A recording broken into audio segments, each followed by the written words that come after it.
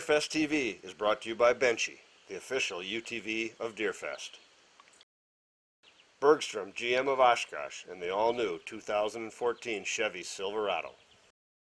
Horny Buck Seed Company, growing the bucks of tomorrow. Whitetail Dreams Real Estate, buying or selling, trust the professionals at Whitetail Dreams Real Estate. Gold Tip, the official arrow of Deerfest. Diamond, by Bowtech, and the all-new Infinite Edge, the last bow you will ever have to buy. Deerfest TV is also brought to you by Rage Broadheads, Elite Archery, Field Logic, and Budweiser. Welcome back to Deerfest TV. Well, as you can see, we're back inside filming the opening this week because it's cold, really cold outside. And that's good for the deer hunting, isn't it, Dustin? Yeah, I mean, it's anytime you get these first big cold fronts here towards the latter part of October, it always gets everybody amped up and excited. Oh, the rut's coming, But where are the deer in their cycle right now? I mean, we looked at the 10-day forecast, and we're supposed to see a high over the next 10 days of 48 degrees. Which is great. I mean, they're talking chance of snow tomorrow and a couple other chances of snow throughout the week. Lows getting down into the high 20s, which is great for the deer hunting. Yeah, again, we're in mid to late October, so when you get one of these cold blasts in, the deer are going to get up on their feet, move around, and we've really started to see some bucks open up some scrapes. There's been a lot more rubs in the woods. This is one of those times of year where I tell people, you need to hunt every opportunity you can get. We're heading into that prime time. We're less than 2 weeks from November. Right. I mean, this is that time of year, like you talked about, you want to get in the woods as much as possible because you never know when a big buck's going to get up. This cool front, he's going to, I should go check my scrapes or go check or clean out a new one or something like that. But it's also important that this time of year really hunt doe groups. If you've got a field that's filling up with does every night, now's the time you want to jump into that field and hunt that set because that buck knows if there's a lot of does hanging in that area, more than likely that's where the first estrus one's going to pop, and that's where he's going to start hanging out. Yeah, he's going to concentrate on those big doe groups, looking for one that might come in heat a little bit early. And for those of you that are trail camera junkies like us and really haven't had a chance to get out and spend a lot of time taking inventory, get out now. Find those first scrapes and get your trail cameras on them because that's where the bucks are going to be coming. If you have an area where there's been a community scrape in past years, get your cameras out now because the bucks are going to be hitting those scrapes. Yeah, they might be nocturnal, but it's going to allow you to find out what the best deer is on your property and be able to target those deer. Right. I mean, scrapes a lot of times are worked at daylight or at, like that morning real late, that tween light, like you like to say. It's right around nightfall at night or right before it's going to get light in the morning. Those bucks are going and checking those scrapes. So, yeah, you might not be able to kill a deer right over it, but if you could find a scrape line and figure out where he's kind of leaving that to head back and forth between his bedding, it's a great ambush spot. Between that last scrape on the end of a scrape line and his bedding can be a great ambush spot this time of year.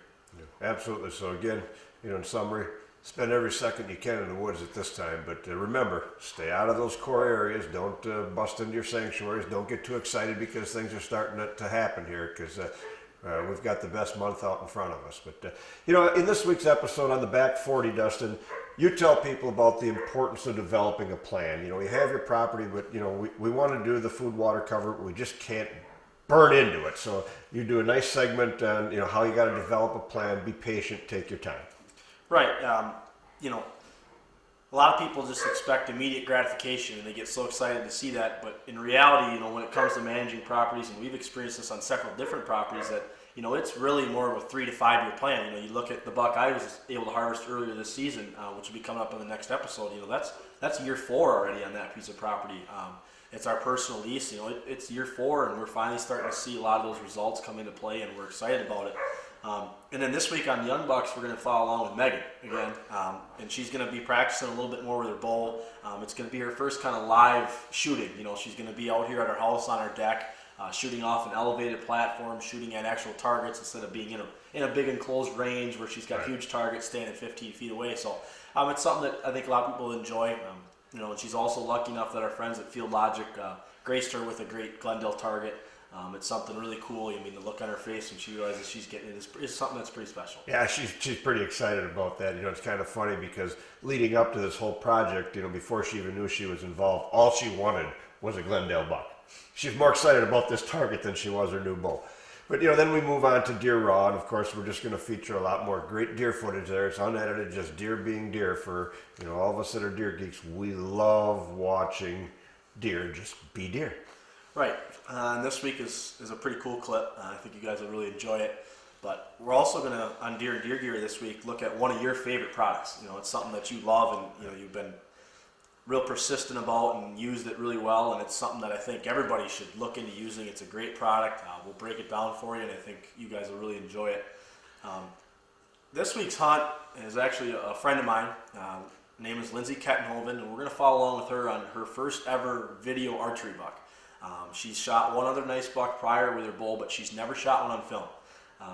You're going to see a lot of raw emotion, a lot of excitement, but it's a special moment when you can be in the woods with somebody and share it on camera. I mean, it's a moment that she'll have for the rest of her life because it's on film, and to be able to see her raw emotions and share that moment with her is something that we think you guys are really going to enjoy. Yeah, and we really appreciate Lindsay sharing that hunt with us. It is good. I mean, there is a lot of emotion there, and we appreciate being able to bring it to all of you. And that's what hunting is all about: is being excited. It's a nice buck. Don't get me wrong, but it's not the biggest buck in the woods. But it's the excitement. There's tears there and the oh my gosh type stuff. But yeah, and back to Deer and Deer Gear. You're right. This is one of my favorite products. I don't go out on a limb very often and tell people you need to own one of these, but you need to own one of these. So, follow through, watch that. And again, thanks for watching, and we'll see you next week.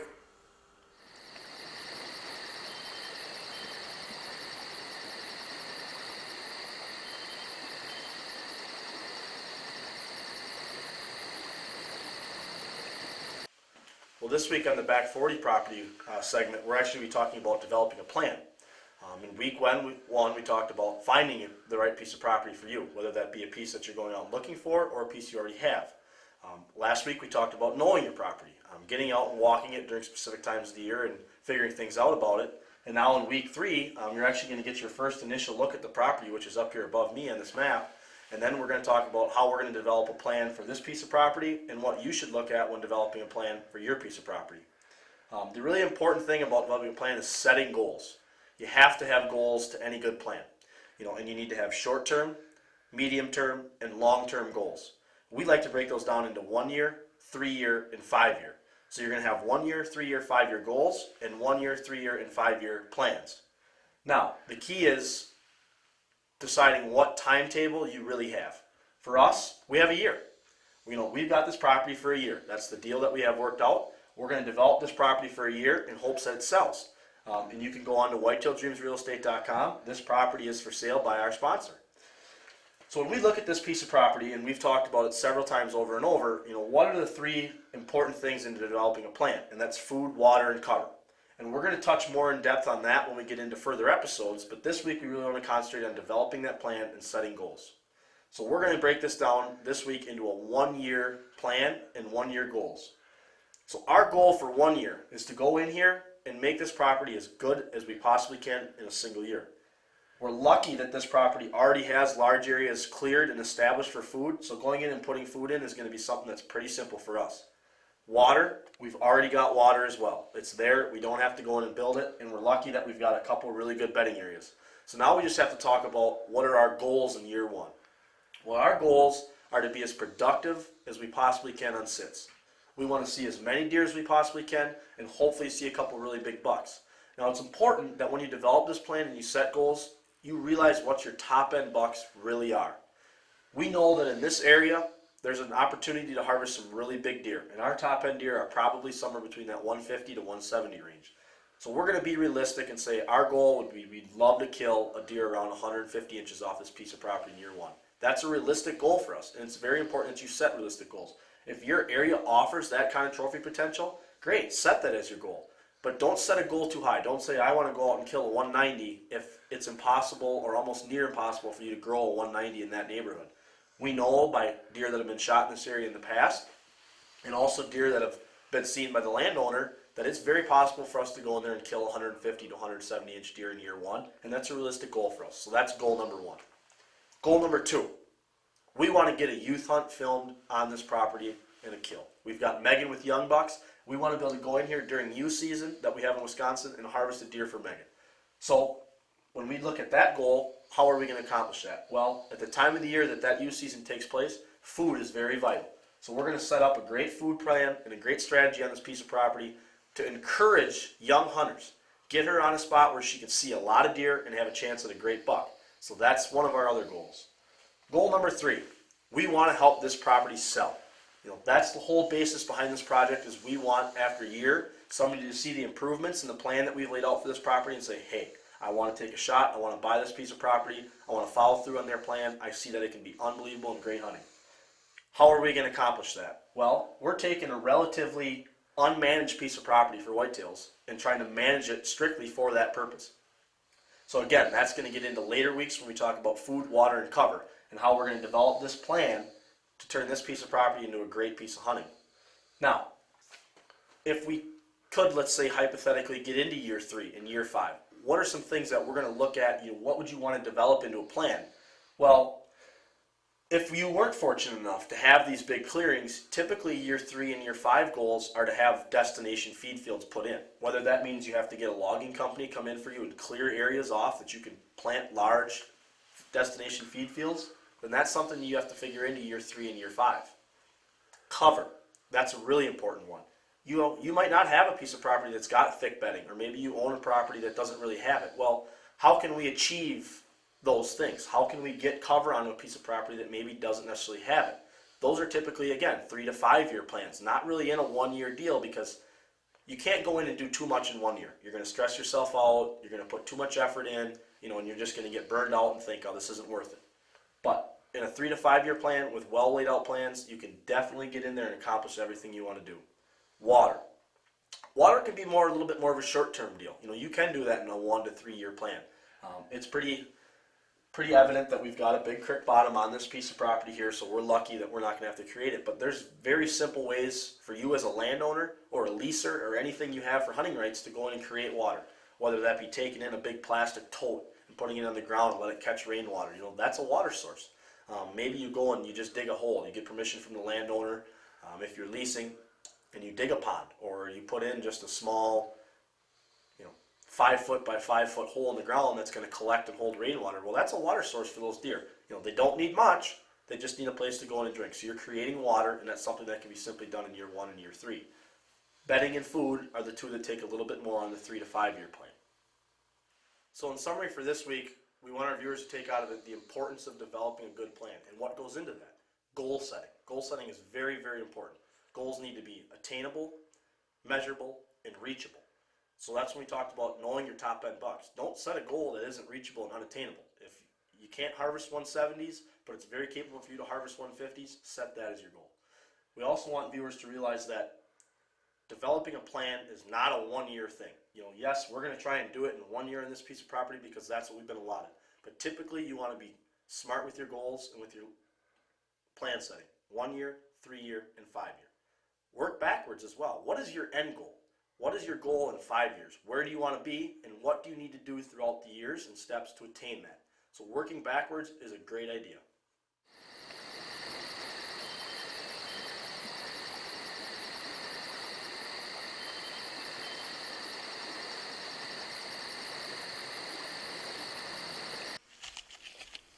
Hi, Megan. Hey, How are you? good, How's the diamond been treating you? good. Good. They say a diamond is a girl's best friend. Has that been your best friend? Yep. Been practicing? Well, you shot great the other day, and what we're going to do today, for a little further practice, we'll shoot some from an elevated situation, like to try and simulate the tree stand type situation. So I'm going to go take and put the block down below. We'll shoot it here a little bit off the hill to start. Make sure you're feeling comfortable. Then we'll go up and we'll actually shoot off the deck. It's the same height as like a lot of your tree stands. We got the Glendale bucks down there, so we'll get shooting like a live environment. So I'm going to take this down, get it set up. I'll put it right down here nice and close so you can start shooting right here, and then we'll move on to the target. So you go ahead and get ready. Okay.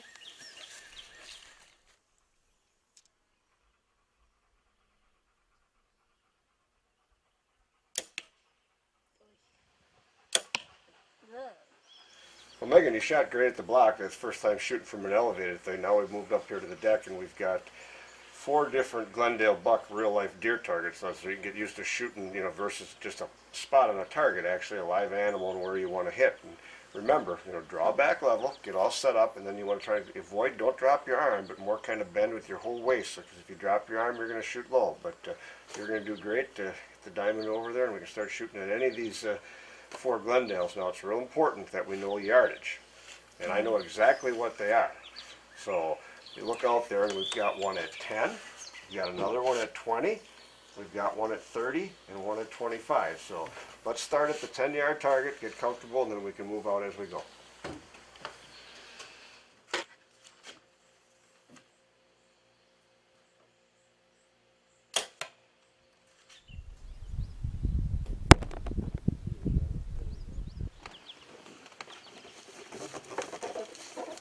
Well, Megan, I got a little something else here for you too.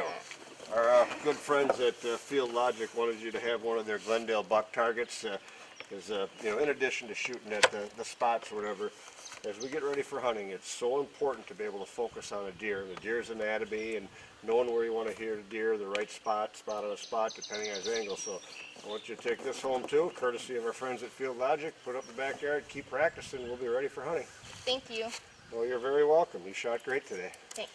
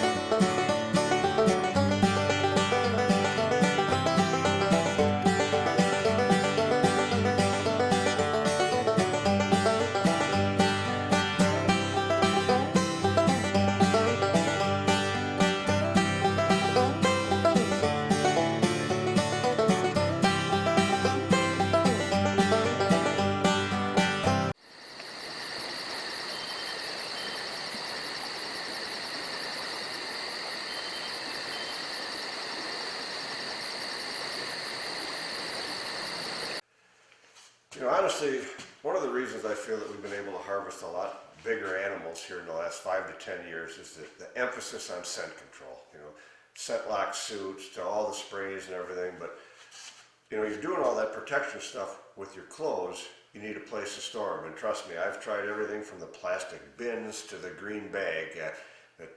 Last year, Watson Airlock introduced what I believe is one of the best products to hit the market in the last 10 years. In fact, they won a silver award from Bow Hunting World, but it's the Watson Airlock bag. There has never been a better storage compartment for your hunting clothes and supplies. This bag is huge. You know, you wouldn't believe how much stuff you can actually fit in here. You know, it buttons down if you want to make it more compact, but the bag is big. You can fit in all of your clothes for an entire season, from your warm clothes to your stuff where you're wearing early season. It also has external pockets on the outside, so you can get things like your gloves that you want to find quickly that could get lost inside in a pile. But fear not, there are also internal zippered compartments in here to put all your little things, binocular stuff that you want to make sure you can find quickly.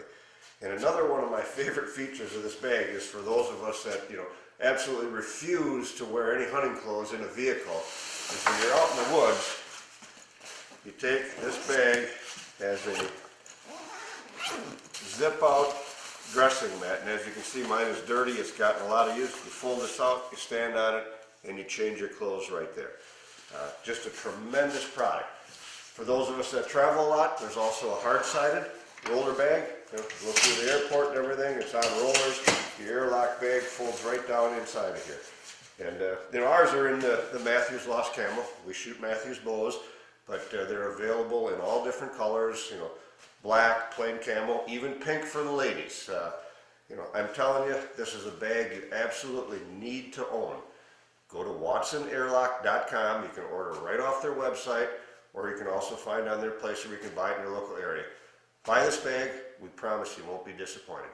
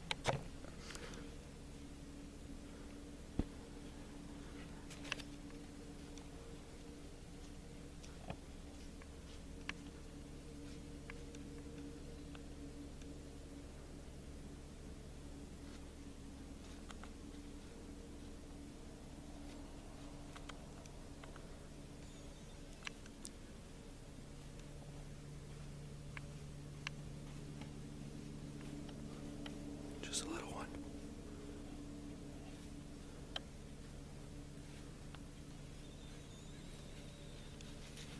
Here he comes, Lance. When he gets to the left side of this tree, you shoot him.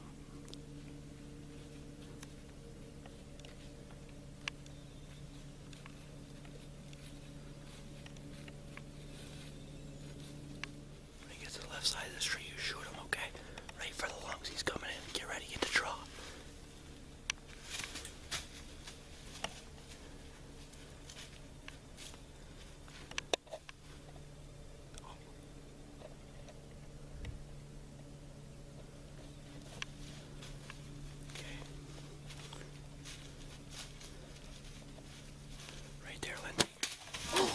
So last night, this thing comes in. It was about 5:15. We got in there late, a little later than expected. It was about 4:30. We grunted and rattled right away because Casey had to hang a stand climber right above me so he could get it all on videotape. He hung a stand and we grunted and rattled. About half an hour later, this thing came walking down the edge of the cornfield. He got to a tree about 70 yards away where he made a scrape and a rub, got on his hind legs, rubbing his head up in this tree. It was so cool. At that point, my heart started pumping really fast because I'm like, holy man, this might come together. And we grunted a couple more times. We had a little buck come running in right behind us, and this big buck he locked on. He locked on and he started strutting our way. And Casey said, if he steps on the other side of that tree, you shoot him. And this little buck was probably about 12 yards away. And that big buck, this one came right in, coming after him, and it was awesome. He took 2 steps out of the tree, and Casey says, take him, and I took him. I spined him, he dropped right there. It was a beautiful hunt, beautiful deer, 19.